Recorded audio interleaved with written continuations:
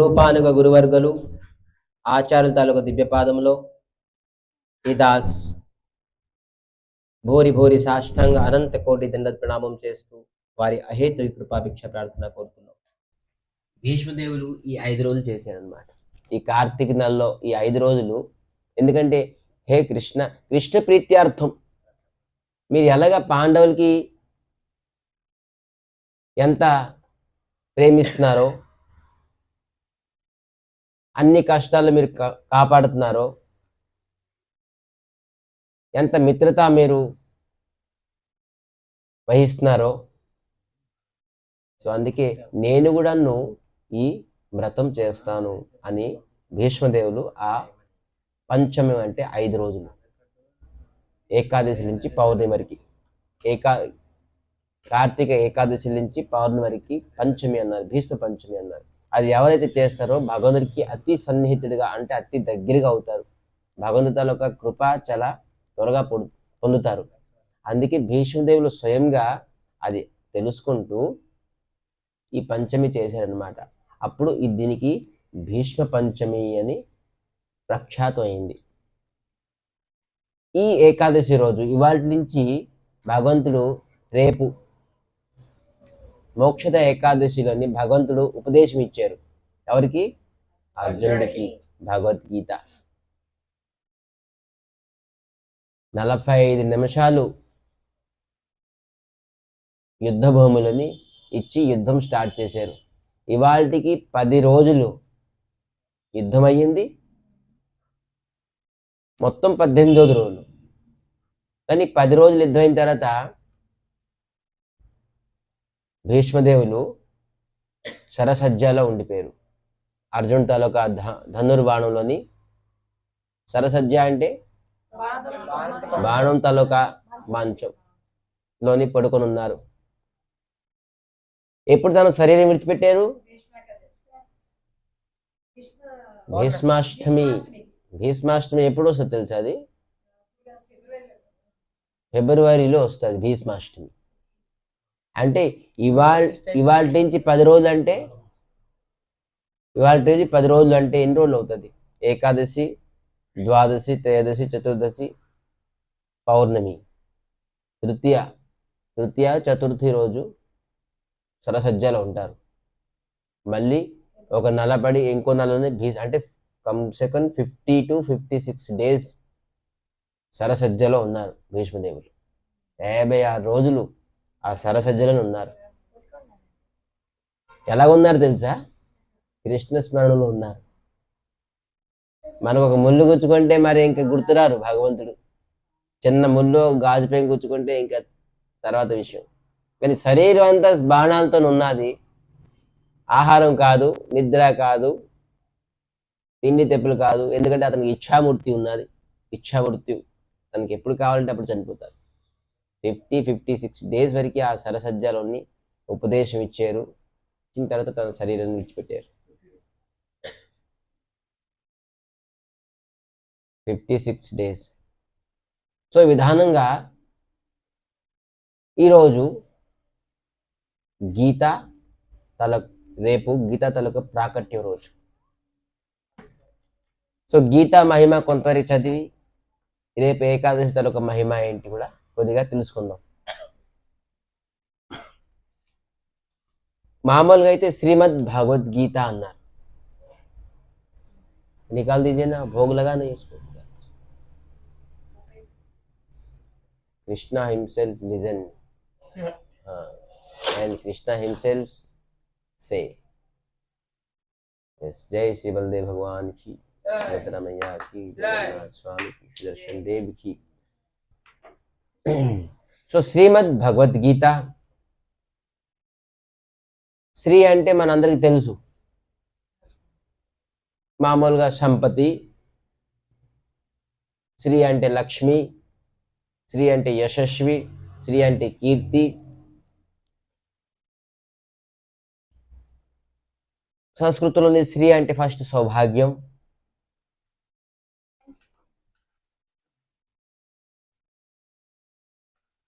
శ్రీమంతుడు అంటారు, సౌభాగ్యవంతుడు రా బాబు అని, అదృష్టవంతుడు శ్రీ అంటే.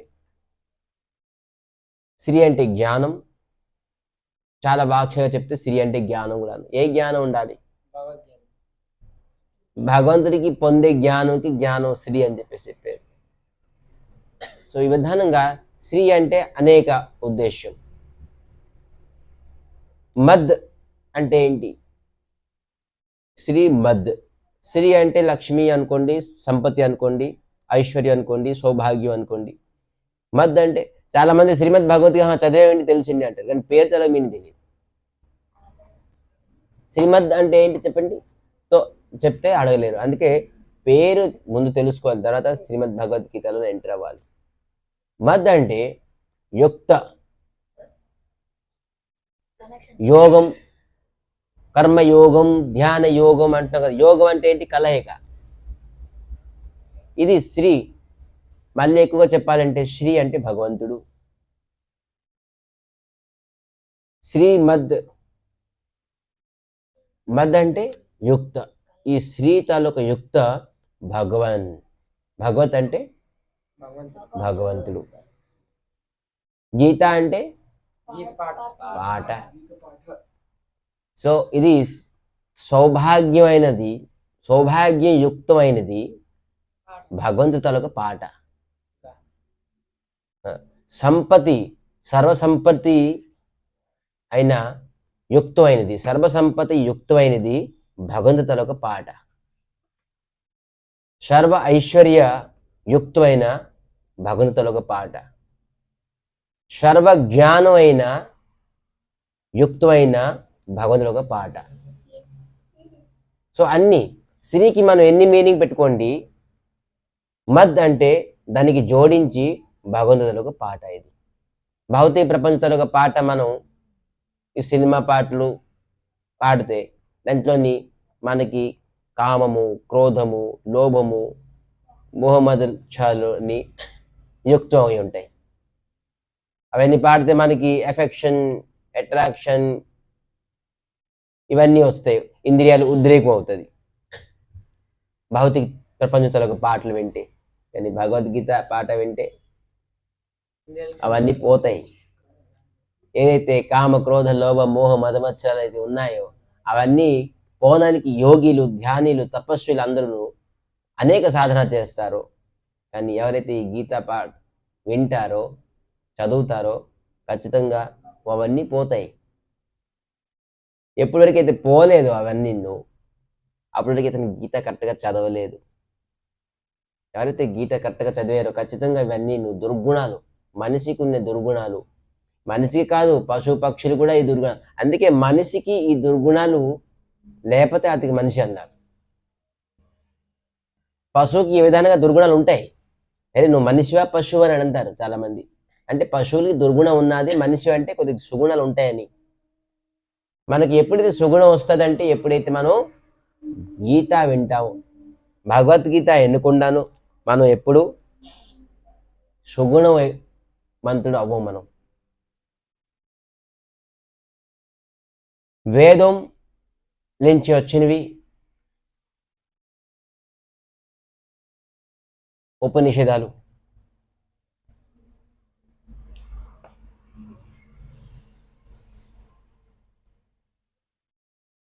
వేదం 4 ఉన్నాయి. దీనికి ఎవరు చదివినా కూడా చాలా మంది కన్ఫ్యూజ్ ఏంటి అని. ఉపనిషదుల తర్వాత దానికి కొద్దిగా సరళీకరణం చేశారు. వేదానికి సరళీకరణం ఉపనిషదాలు. దానికి కొద్దిగా సరళీకరణం చేశారు గీతోపదేశం.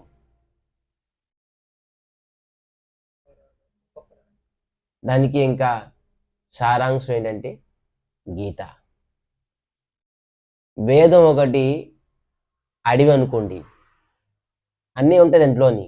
అడవిలో ఏమి ఉండవు, అన్నీ ఉంటాయి. ఆ అడవిలోని ఉపనిషత్తులు ఒక పుష్పాలు. ఆ పుష్పాల్లోని గీతోపనిషత్తులు ఇంకొద్దిగా సుగంధ పుష్పాలు. గీత అనేది 574 భగవంతుడు ఇచ్చిన సుగంధ పుష్పాలతో ఒక మాల. ఎలాగ సమకూర్చారు ఆ మాల? 574 700 శ్లోకాలు ఉన్నాయి దీంట్లోని, కానీ 574 భగవంతుడు చెప్పారు, 84 అర్జునుడు చెప్పారు, సంజయ్ 41 చెప్పారు, 1 ధృతరాష్ట్ర చెప్పారు. 141, 70, 84, 574. 574 భగవంతుడు చెప్పారు, 84 అర్జునుడు చెప్పారు, 41 సంజయ్ చెప్పారు, 1 ధృతరాష్ట్ర చెప్పారు. ఇవన్నీ కలిపితే 700 శ్లోకాలు, 70, 84. సో విధానంగా 700 శ్లోకాలు కానీ 574 ఏదైతే భగవంతుడు తన ముఖామృతంలోని చెప్పారో అది సుగంధ పుష్పల తాలూకా మాల. ఈ అడవికి వెళ్తే సారం ఏంటి? పుష్పాలు, సుగంధమైన పుష్పాలు వచ్చాయి. సో అందుకే మనం గీత చదివితే వేదం తాలూకా సారాంశం అంతా మనం తెలుసుకుంటాం. కానీ ఈరోజు వేదం చదవడానికి ఎంత అర్హత కావాలి మనకి, కానీ ఆ అర్హత మనకి లేదు. భగవద్గీత ఈ ప్రపంచానికి, ఈ జగతం తాలూకి మరి వాస్తవంగా చెప్పాలంటే ఒక శరీరానికి మాన్యువల్. చూడండి, ఒక కంపెనీలోని ఒక ఇన్స్ట్రుమెంట్ మ్యానుఫ్యాక్చర్ చేస్తారు. ఒక సెల్ ఫోన్ అనుకోండి, ఒక వాషింగ్ మెషిన్ అనుకోండి, ఇంకా ఇటువంటి మెషిన్స్ అనుకోండి, టీవీ అనుకోండి, ఒక మాన్యువల్ ఇస్తారు, దాంట్లోని ఒక రిమోట్, దానికి ఎలాగ ఆపరేట్ చేస్తారు అని. దానివల్ల మనం ఏది పడితే అది నొక్కకుండాను ఆ మెషిన్ని చాలా నీట్గా ఆపరేట్ చేయొచ్చు. సో ఆ ఆపరేట్ చేస్తే ఆ మెషిన్ చాలా లాంగ్ లాస్టింగ్గా ఉంటుంది, తక్కువ సమయంలోని చాలా బాగా వర్క్ చేస్తుంది, పాడవదు. సో మాన్యువల్ తెలుసుకొని, ఇప్పుడైతే ఫోన్లో అందరికి తెలుసు, మాన్యువల్ చూడుకుంటున్నారు. ఈ కొత్త మెషిన్ ఏదైతే వచ్చిందని ఖచ్చితంగా వాళ్ళు మాన్యువల్ చూసుకొని ఆపరేట్ చేస్తారు. ఆయన రాసింది ఏరో మార్క్స్, ఇవాళ రేపు ఈజీగా వస్తుంది, ఏరో మార్క్ ఎలా చేయాలి, డౌన్ చేయాలి. సో భగవంతుడు సృష్టించిన ఈ జగతం మ్యానుఫ్యాక్చరింగ్ ఎవరు చేశారు? మ్యానుఫ్యాక్చర్డ్ బై సృష్టి, స్థితి, ప్రళయ, సాధన మొత్తం అంతాను భగవంతుడు సృష్టించారు. సో ఆ సృష్టించినప్పుడే దీనికి ఒక మాన్యువల్ పెట్టారు, దీనికి ఎలా యూజ్ చేయాలని చెప్పేసి. User manual.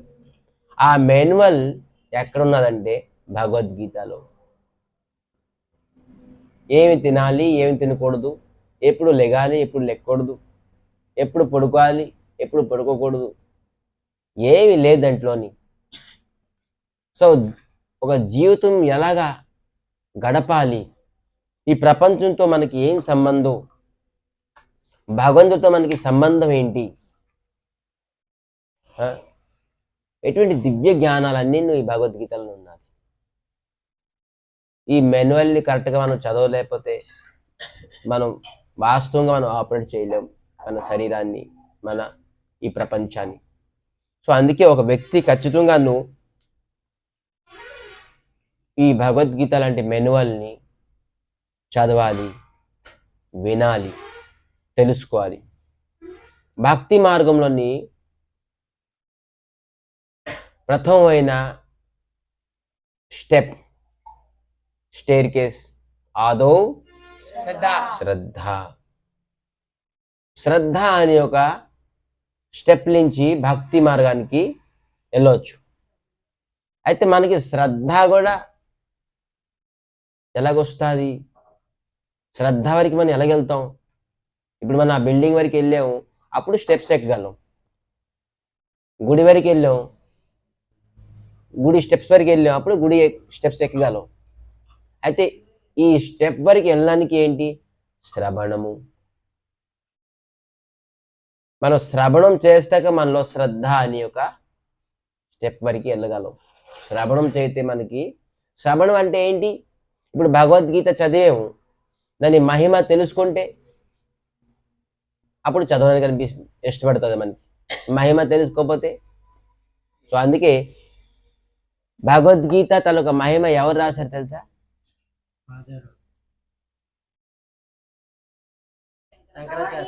జగద్గురు శంకరాచార్య. శంకరాచార్యులు ఎవరు? మహాదేవుల తాలూకా అంశం. మహాదేవులు స్వయంగా శివుడు శంకరాచార్య రూపంగా వచ్చి గీతా తాలూకా మహిమ చెప్పడం ఏంటి? చాలా మందికి ఇది మూర్ఖులకు తెలియదు. మహాదేవులు గొప్ప, మీ కృష్ణుడు తక్కువ, మీ కృష్ణుడు ఎక్కువ, మా మహాదేవులు తక్కువ, ఇవన్నీ అనుకుంటారు. అయితే మహాదేవులు ఎందుకు గీతా తాలూకా మహాత్మాని చెప్తారు? సరే, గీతా మహాత్మ చెప్పారు శంకరాచార్య రూపం వచ్చేసి. రామాయణం ఎవరు చెప్పారు? చెప్పమని చెప్దాం.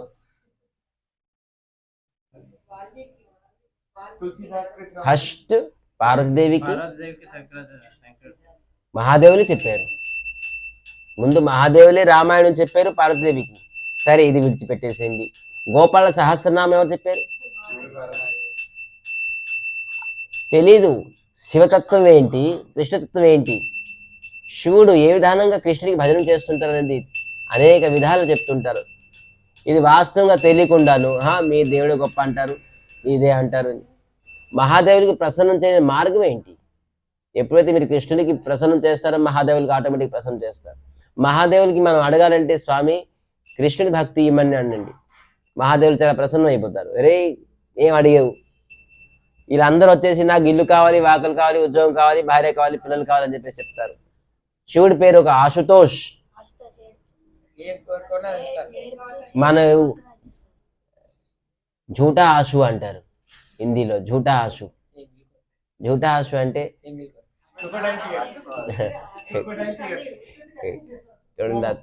క్రోకోడైల్. క్రోకోడైల్ టియర్ అట. అబద్ధంగా మనం ఏడ్చినా కూడాను శివుడు అరే తథాస్తు, ఎందుకురా ఏడుస్తావు, బాధపడతావు, నేనున్నాను కదా, నేహూనా అని చెప్పేసి శివుడు వరం ఇచ్చేస్తారు. అంత దయామయులు.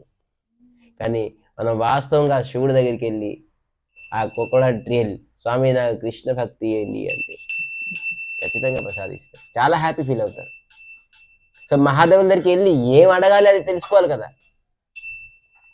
మహాదేవులు ఎలా ప్రసన్నం అవుతారు? ఎప్పుడైతే మీరు ఏడ్చేరో మహాదేవులు ఇచ్చేస్తారు, పంపించేస్తారు. మీ గురించి ఆలోచించారు. మరి సరే నువ్వేం అడిగావు, నీకు ఇచ్చాను, అది అయిపోయింది, వెళ్ళు, అయిపోయింది. మరి మీ గురించి ఆలోచించారు, పట్టించుకోరు కూడా మహాదేవులు. సరే వచ్చాడు, నా గురించి ఏడ్చాడు, ఇచ్చేసాను, అయిపోయింది, కేల్కతం, దుకాన్ బంద్. కృష్ణ భక్తి ఇమ్మని చెప్పేసి చెప్తే మహాదేవులు మీ గురించి ఆలోచిస్తారు. మీ వెనకాతలే ఉంటారు. అరే ఇంత పెద్ద పని అడిగాడు కృష్ణ భక్తి ఇమ్మని చెప్పేసి. ఇతనికి ఎప్పటి వరకు కృష్ణ భక్తి రాదో అప్పటి వరకు నేను ఇతను ఉండాలి అంటే మహాదేవులు మనతో పాటు సదా సర్వదాగా ఉంటారు. ఎందుకంటే కృష్ణ భక్తి దొరకడానికి ఎంత సహజం కాదు కదా. మహాదేవులు మనతో పాటు ఎల్లకాలంగా ఉండాలి అంటే మహాదేవుడికి కృష్ణ భక్తి అడగాలి. మనం తప్పు మార్గంకి వెళ్ళినా, దుఃఖం పొందినా అతను మనకి ఏం చేస్తారు? సహాయం చేస్తారు, సాహసం ఇస్తారు. అరే ఏం పర్లేదు, నువ్వు కృష్ణ భక్తి అడిగే కదా, నీకు సమయం ఉన్నది, నేనున్నాను కదా, నువ్వు ముందుకెళ్ళి ధర్మ మార్గం. మనం తప్పు చేసినా కూడా మహాదేవులు అంటారు, నువ్వు ఇది చేస్తే నువ్వు కృష్ణ భక్తి పొందవు, నువ్వు ఇది చేయక అని మహాదేవులు మనకి ముందుకుండి నడిపిస్తారు ధర్మ మార్గంలోని. తెలుసుకోవాలి మహాదేవుల తరగతి తత్వం ఏంటి. అయిపోతాయండి. నేను శైవుల్ని, నేను శివుడిని, నా ఆరాధ్య శివుడు నా భక్తు. మనకి శివుడు ఆరాధ్య పరమ వైష్ణవులు. వైష్ణవనం యథాశంభు, వైష్ణవులని అగ్రగణ్యులు శంభు అని చెప్పేసి చెప్పారు, మహాదేవులు అని చెప్పేసి చెప్పారు. సో అందుకే మహాదేవుల్ని ఏమడగాలి. సో విధానంగా మనం ఈ భగవద్గీత తాలూకా మెనువల్ని ప్రతిరోజు 2 శ్లోకాలతో మనం నిత్యం చదువుతున్నాం కాబట్టి దానికి ధ్యానపూర్వకంగా మనం ఖచ్చితంగా చదవాలి. ఈ మోక్షద ఏకాదశి ధర్మరాజ్ కృష్ణుడికి అడగడంతో ఏ విధంగా చెప్తున్నారు ఈ మహిమ.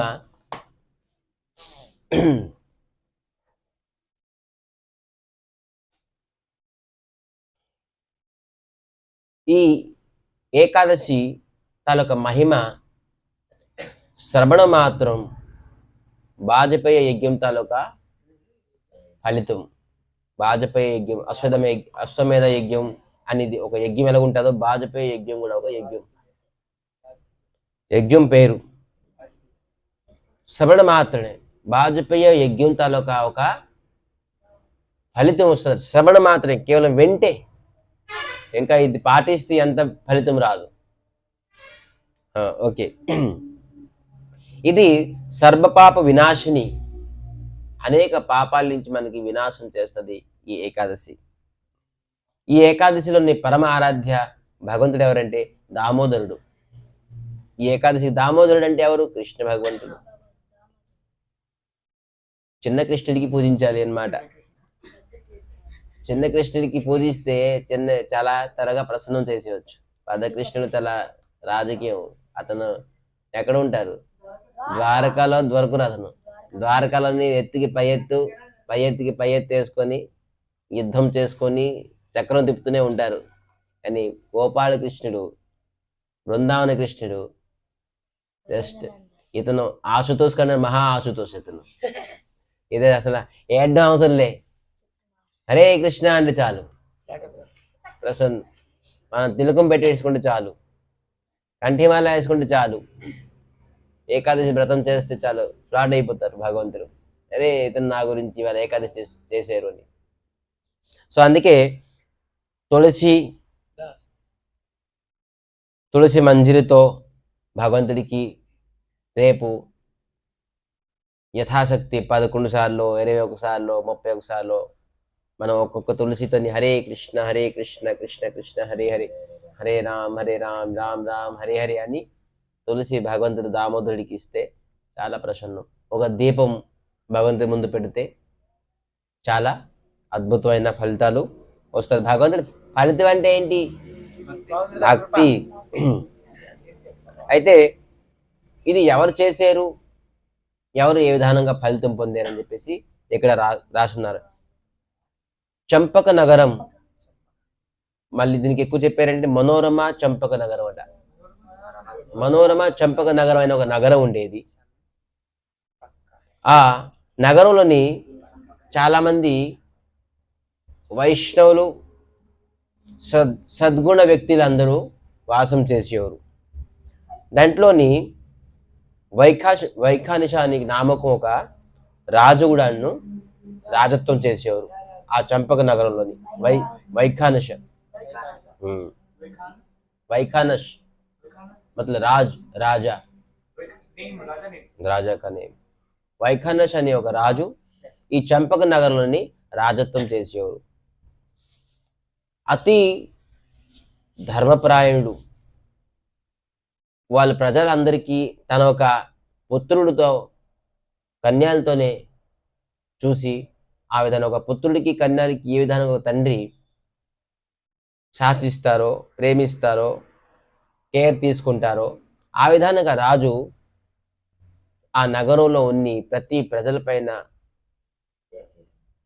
జాగ్రత్తతోని వాళ్ళందరికీ శాసనం చేసేవారు. ఒకనాడు ఈ వైఖానష రాజు రాత్రిలో పడుకున్నప్పుడు ఒక కళ వచ్చింది, డ్రీమ్. సో ఆ కళలో తన తండ్రి అత్యంత దుఃఖంగా కనబడుతున్నారు, నరక యాతనలని కనబడుతున్నారు. లెగసి చాలా పాపం, నేను ఎంత ధర్మపరాయణంగా శాసనం చేస్తున్నాను, ఎవరికి అన్యాయం చేయలేదు, ఏం పాపం చేయలేదు, నా తండ్రి తలకు ఈ విధానంగా ఎందుకు దుఃఖం పొందుతున్నారు అని బ్రాహ్మణులు, మునిల్ని, వైష్ణవుల్ని జిజ్ఞాస చేశారు. జిజ్ఞాస అంటే అడిగారు. అడిగితే కొంతమంది బ్రాహ్మణులు అన్నారు ఏంటంటే, ఈ గ్రామానికి కొద్ది దూరంలో పర్వత ఋషి అని ఒక ఋషి ఉన్నారు. తన పేరే పర్వత ఋషి. ఆ పర్వత ఋషి దగ్గరికి వెళ్ళి మీరు ఈ వృత్తాంతం అంతా చెప్పండి, అతను ఖచ్చితంగా మీకు ఒక సమాధానం ఇస్తారు అని చెప్పి చెప్పారు. వెంటనే పాపం తన తండ్రి తల దుఃఖం ఈ విధానంగా ఉన్నారని చెప్పేసి తను తిండి నిద్ర విడిచిపెట్టేసి ఈ పర్వత ఋషి దగ్గరికి వెళ్ళి కలిశారు. ఆ పర్వత ఋషి చూడగానే ఒక బ్రహ్మస్వరూపంగా ఉన్నారు. బ్రహ్మ ఎంత తేజోమయంగా ఉంటారో, తన ఒక తపస్సుతో తన కుటీరులోని ఉంటూ బ్రహ్మ తేజతోని తన దేదివ్యంగా ఉన్నారు. ఈ వైఖానస రాజు తనకు చూసేసి ప్రణామం చేశారు. దర్శనం మాత్రం సౌభాగ్యం అని ఎంతో స్తుతి చేశారు. ఆ ఋషి రాజుకు చూసి, ఎందుకంటే రాజు తాలూకా ధర్మపరాయణని తెలుసు కాబట్టి ఆ రాజు కూడాను ఆ ఋషి కుశల వార్త అడిగారు. కుశల వార్త అంటే రాజ్యం అంతా క్షేమం ఉన్నదా, నీ ఆరోగ్యం క్షేమం ఉన్నదా, మీ మంత్రిమండలం అంతా క్షేమం ఉన్నదా. ఎందుకంటే ఋషులు మునిలు దగ్గరికి వెళ్తే మనం ఏదో శ్రద్ధ లేకుండా వేస్ట్ తాలూకా మెటర్ డిస్కషన్ చేసుకోకూడదు. మనకి ఎలాగా శుభం జరుగుతుంది, మనం ఎలాగ శాంతి పొందుతాము, మనం మానవ జీవితం తాలూకా సత్మార్గం ఏంటి, ఇవన్నీ అడగాలి సాధువుల దగ్గరికి వెళ్ళి, వైష్ణవుల దగ్గరికి వెళ్ళి. కానీ ఇటువంటి వ్యక్తులు మనకి ఇప్పుడు దొరకడం చాలా కష్టం. ఆ రాజు స్వామి తన తాలూకా కళ ఏదైతే వచ్చిందో అదంతా వృత్తాంతం చెప్పారు. ఏం చెప్పారు? నా తండ్రి ఇలాగ నరకయాతనలో ఉన్నారు, దుఃఖంలో ఉన్నారు, కష్టంలో ఉన్నారు అని చెప్పడంతో ఆ పర్వత ఋషి కొన్ని క్షణాలు ధ్యానం చేసి, కళ్ళు మూసుకొని ధ్యానం చేసుకొని చూసరి అసలు తండ్రి ఏం చేశారు అని, దేనివల్ల కష్టపడుతున్నారు. అప్పుడు చెప్పారు ఏంటంటే, హే రాజా, వైఖానస రాజా, మీ తండ్రి రాజుగా ఉన్నప్పుడు కొన్ని పాపం చేశారు. అన్నిటికంటే పాపం ఏంటంటే, రాణి ఋతు అవస్థలో ఉన్నప్పుడు ఇంటికి రాపినప్పుడు తన వ్యవహారం అంటే బయటికి తీసుకెళ్లారని, విహరించారని, రాణితో విహరించారు. సో ఆ పాపము ఈ రాజుకి అంటుకున్నది, మీ తండ్రికి అంటుకున్నది, అందుకే నరక యాతన భోగిస్తున్నారు. సో ఇది అందరికీ తెలుసుకోవాలి. స్త్రీ ఋతు అవస్థలోని బయటికి రాకూడదు. ఇవాళ రేపుతో ఈ అంటుముట్టు మంచి చెడ్డ ఏమీ లేదు. ఆఫీస్లో వెళ్తున్నారు, కాలేజ్కి వెళ్తున్నారు, ట్యూషన్స్కి వెళ్తున్నారు. చూడండి, ఇక్కడ ధర్మపరాయణ అయినా కూడాను ఆ రాజు విధానంగా రాణితో విహరించడంతో తనకి నరకగతి పొందింది. ఇవాళ రేపు ఎవరు నరకానికి వెళ్ళలేరు, అందరూ నరకానికి వెళ్తారు అలాగైతే. సో అందుకే ఇప్పుడు ఋతు అవస్థలో చిన్నప్పుడు చాలా నియమంతో ఉండాలి, నియమంతో పాటించాలి.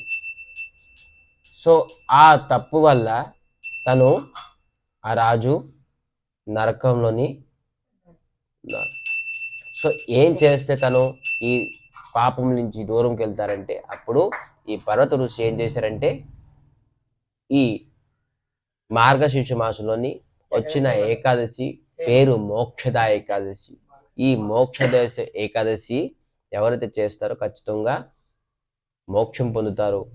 ఈ మోక్షద ఏకాదశి నువ్వు పాటిస్తూ మీ తండ్రిని సమర్పించు, ఖచ్చితంగా మోక్షం పొందుతారు అని చెప్పడంతో చాలా ధన్యవాదాలు చెప్తూ ఈ వైఖానస రాజు వెళ్ళి వెయిట్ చేశారు.